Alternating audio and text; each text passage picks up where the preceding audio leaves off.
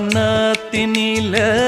பேடக்குயில் கூவையில உன்னுடைய வேதனைய நான் அறிஞ்சேன். பொங்கலத்தில் மாலையிட ஒன்னிரண்டு தோளத்தொட என்ன தவம் செஞ்சேனோ என் மாமா. வண்ணக்கிளி கையத்தொட சின்ன சின்ன கோலமிட உள்ளம் மட்டும் வழியே நானே